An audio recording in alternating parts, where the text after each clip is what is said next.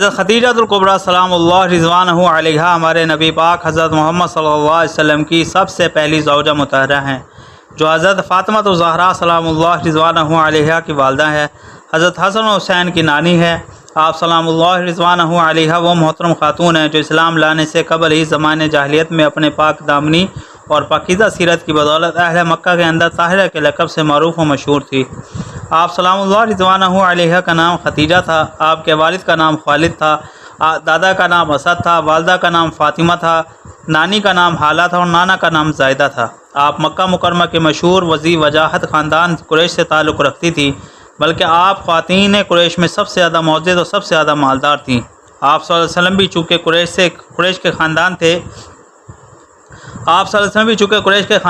اس لیے قصی پہ پہنچ کر آپ کا نسب اور حضور صلی اللہ علیہ وسلم کا نسب مل جاتا ہے۔ تمام ازواج مطہرات میں نسب کے لحاظ سے آپ حضور صلی اللہ علیہ وسلم سے سب سے زیادہ قریب تھیں۔ آپ صلی اللہ علیہ وسلم نے قصی کی اولاد میں سے ان کے علاوہ صرف ام حبیبہ سے نکاح فرمایا۔ آپ مکہ مکرمہ قبل ہجرت سن 68 میں پیدا ہوئی۔ یہ عیسوی تاریخ کے اعتبار سے 6 صدی کا نصف تقریباً 555 یا 556 عیسوی بنتا ہے۔ یہ عام فیل یعنی جس سال معاذ اللہ ابرہہ نے ہاتھیوں کے ذریعے بیت اللہ شریف پر حملہ کیا تھا، اس سے تقریباً 51 سال پہلے کا زمانہ ہے۔ رسول اللہ صلی اللہ علیہ وسلم کے نکاح میں آنے سے پہلے یک بعد دیگر آپ کا دو نکاح ہو چکے تھے۔ سب سے پہلے آپ کا نکاح کی بات آپ کے چچا زاد بھائی ورقہ بن نوفل کے ساتھ چلی تھی، مگر ان کے ساتھ نکاح نہ ہو سکا۔ آپ کا نکاح ابو حالہ تیمی کے ساتھ ہو گیا، جن کا نام ہندہ بن نباش یا مالک بن نباش تھا۔ ان سے 2 بیٹے پیدا ہوئے، ایک ہندہ اور دوسرا حالہ۔ ابو حالہ کے انتقال کے بعد آپ کا نکاح عتیق بن عابد سے ہوا، ان سے ایک بیٹی ہندہ پیدا ہوئی۔ عام فیل جس سال ابرہہ نے ہاتھیوں کے ذریعے بیت اللہ پر حملہ کیا تھا کہ 20 برس بعد عربوں میں ایک لڑائی فجار نامی مشہور ہوئی۔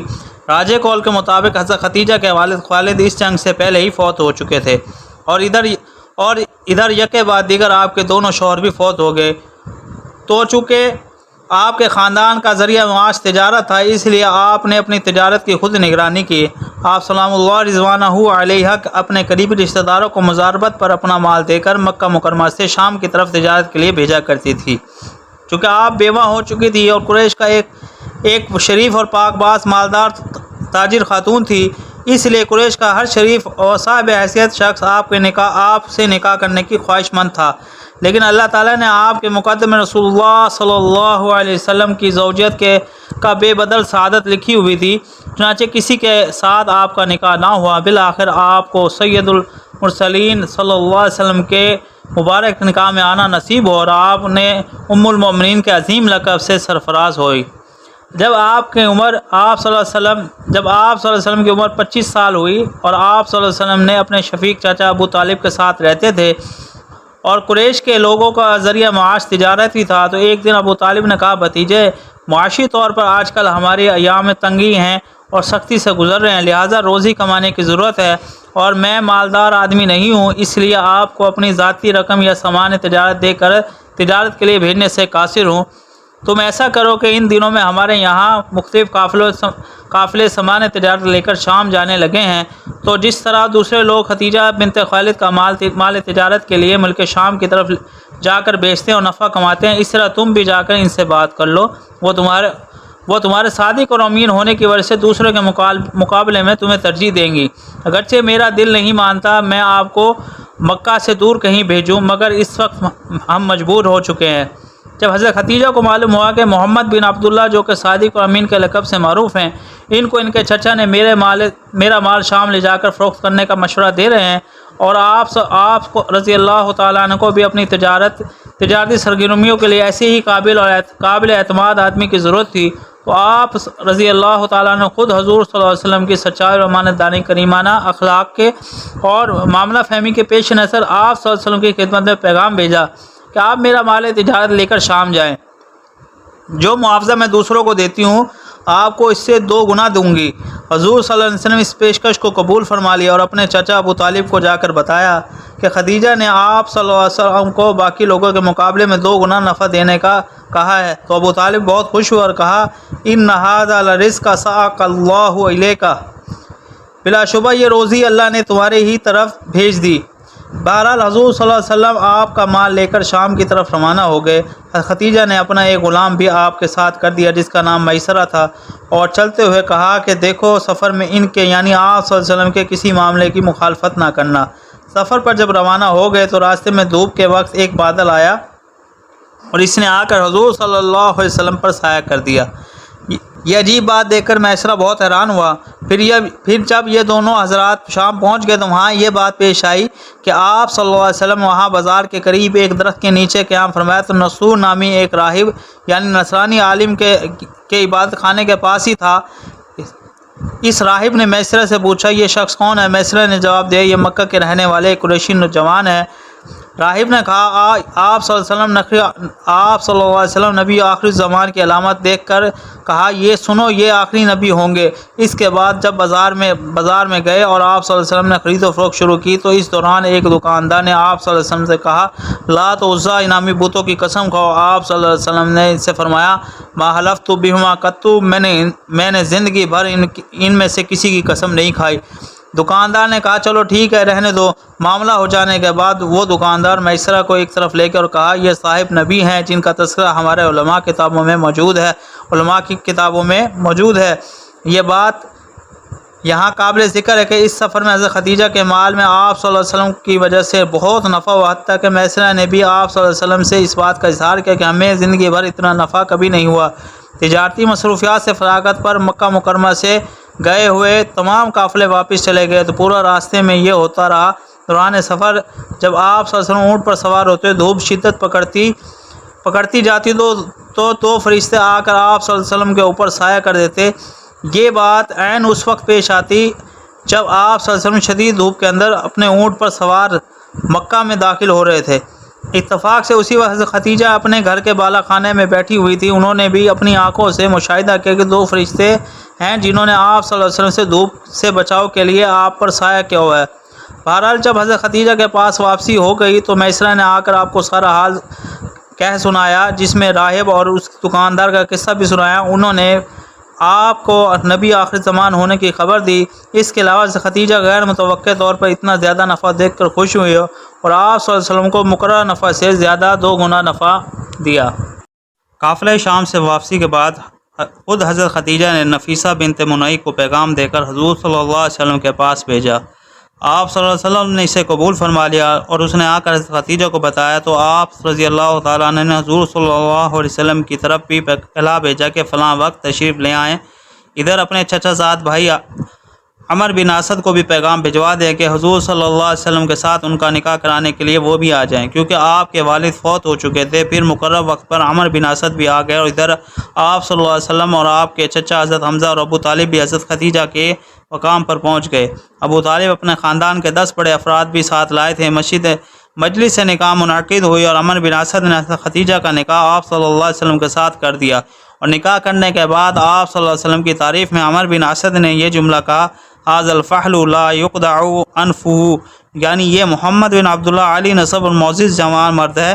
نکاح میں 12.5 اوقیہ چاندی جو 500 درہم کے مساوی ہوتے ہیں، آج کل کے پیمانے کے لحاظ سے اس کا وزن 131 تولہ اور 3 ماشے چاندی بنتا ہے۔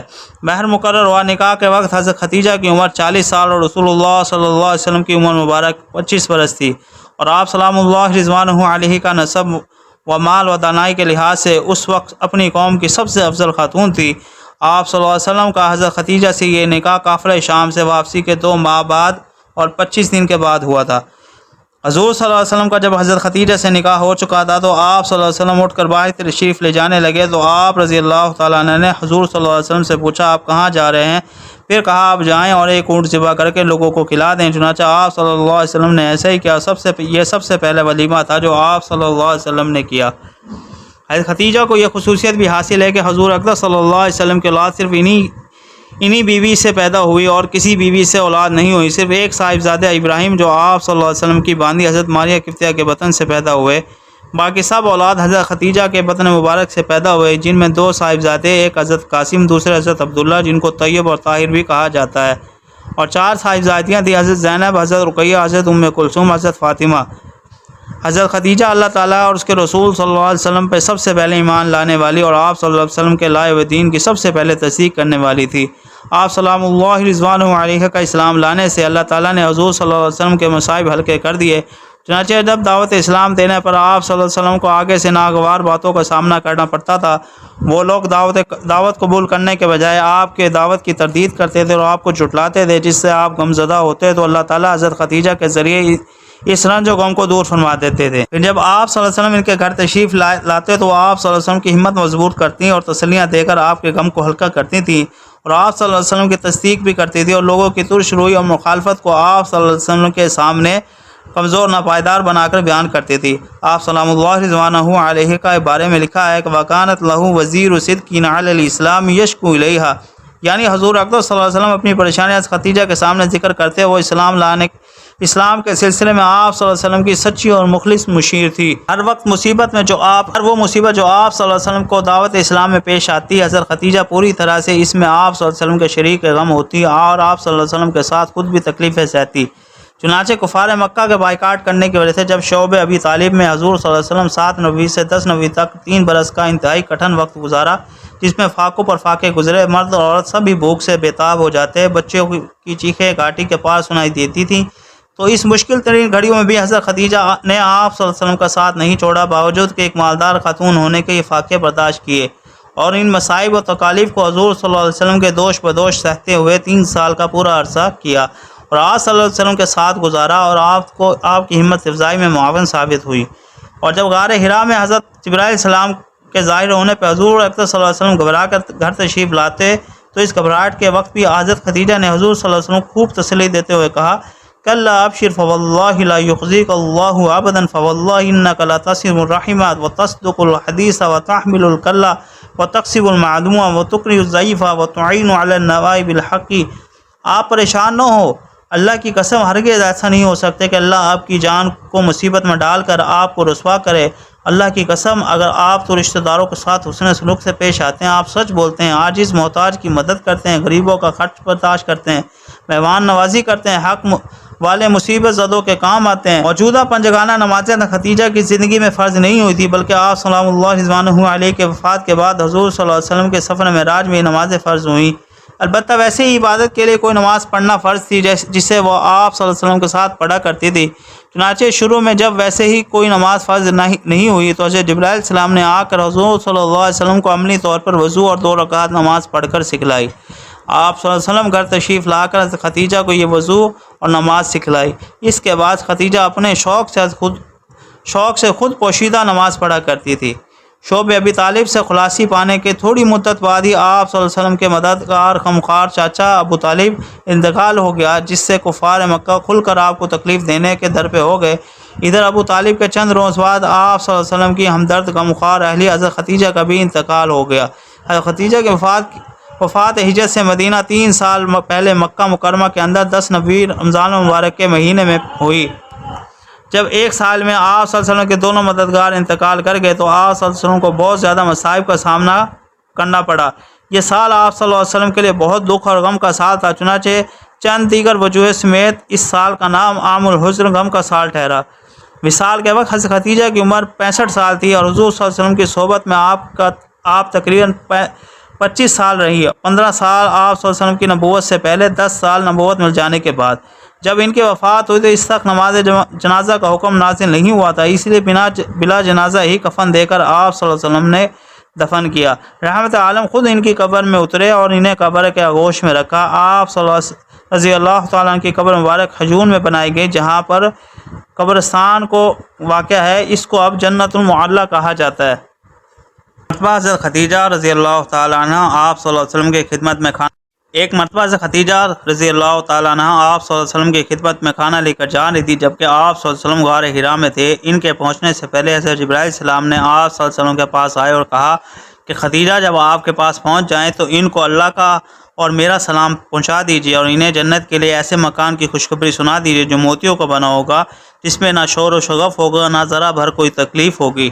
ایک روایت میں جبرائیل علیہ السلام نے کہا، اے محمد، خدیجہ کو ان کے رب کا سلام پہنچا دیجیے، اور آپ صلی اللہ علیہ وسلم سے فرمایا، اے خدیجہ، یہ جبریل ہیں جو تمہیں رب کا سلام دے رہے ہیں۔ اور خدیجہ نے کہا، اللہ هو السلام ومنہ السلام علی جبریل السلام، اللہ تو خود ہی سلام ہے اور اسی سے سلامتی ہمیں ملتی ہے، میں اس سلام کا کیا جواب دوں؟ اور جبریل پر سلام ہو۔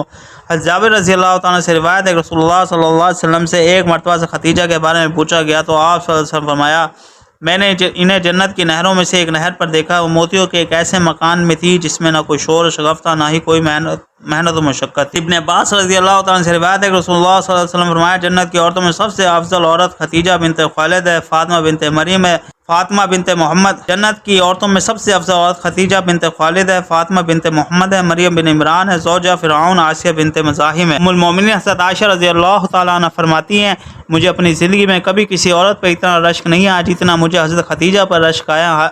حالانکہ رسول اللہ صلی اللہ علیہ وسلم کے ساتھ میرا نکاح ہونے سے 3 قبل برس وہ انتقال فرما گئی تھی، مگر حضور صلی اللہ علیہ وسلم کی زبان مبارک سے ان کا بار بار ذکر خیر سننے کی وجہ سے مجھے ان پہ رشک آتا تھا، اور حضرت خدیجہ کا اتنا اونچا مقام تھا کہ اللہ تعالیٰ نے رسول اللہ صلی اللہ علیہ وسلم کو حکم دیا تھا کہ وہ حضرت خدیجہ کو ان کے لیے جنت میں موتیوں کے محل کی خوشخبری سنا دیں۔ نیز حضور صلی اللہ علیہ وسلم نے ان کی وفات کے بعد بھی ان کے ساتھ اپنی سابقہ رفاقت کی اتنی پاسداری فرماتے تھے کہ آپ صلی اللہ علیہ وسلم جب کوئی بکری ذبح فرماتے تو اس کا کچھ گوشت حضرت خدیجہ کی سہیلیوں کے پاس بھیجتے تھے۔ حضور صلی اللہ علیہ وسلم حضرت خدیجہ کا بہت زیادہ ذکر خیر فرمایا کرتے تھے، چنانچہ ایک مرتبہ آپ صلی اللہ علیہ وسلم نے ان کے بارے میں فرمایا، وہ میرے اوپر اس وقت ایمان لائی جب لوگوں نے میرا انکار کیا، انہوں نے میری اس وقت تصدیق جب لوگوں نے مجھے جھٹلایا، انہوں نے اپنے مال سے میرے ساتھ اس وقت ہمدردی کی جب لوگوں نے مجھے محروم رکھا۔ نیز اللہ تعالیٰ نے بھی مجھے ان سے اولاد عطا فرمائی جبکہ دوسری بیویوں سے مجھے اولاد سے محروم رکھا۔ اس حدیث سے معلوم ہوتا ہے کہ رسول اللہ صلی اللہ علیہ وسلم کی حضرت خدیجہ سے کس قدر محبت تھی۔ اللہ تعالیٰ نے ہمارے سینوں کو ازواج مطہرات کی محبت سے لبریز فرما دے اور اسی پر ہمیں موت دے۔ ام المومنین حضرت خدیجہ رضی اللہ تعالیٰ عنہا میں چند ایسی منفرد خصوصیات ہیں جن میں کوئی دوسری زوجہ مطہرہ شریک نہیں۔ نمبر 1 سب سے پہلے رسول اللہ صلی اللہ علیہ وسلم کی تصدیق کرنے والی۔ نمبر 2 سب سے پہلے رسول اللہ صلی اللہ علیہ وسلم نے ان سے شادی کی۔ نمبر 3 سب سے پہلے حضور صلی اللہ علیہ وسلم کے ساتھ انہوں نے نماز پڑھی۔ نمبر 4 سب سے پہلے آپ صلی اللہ علیہ وسلم کی اولاد انہی سے ہوئی۔ نمبر 5 سب سے پہلے ازواج مطہرات میں جنت کی بشارت ان کو ملی۔ یہ حضرت خدیجہ رضی اللہ تعالیٰ عنہ کا واقعہ تھا جو ہم نے آپ کو آج آپ کو سنایا ہے، تو انشاءاللہ نیکسٹ ویڈیو میں باقی ازواج مطہرات کے واقعہ آپ کے لیے آپ کی خدمت میں لے کر حاضر ہوں گے۔ اللہ تعالیٰ ہمارا خاتمہ ایمان پہ فرمائے اور ہمارا دل ازواج مطہرات کی محبت سے لبریز فرما دے اور اللہ تعالیٰ ہمارا خاتمہ ایمان فرمائے۔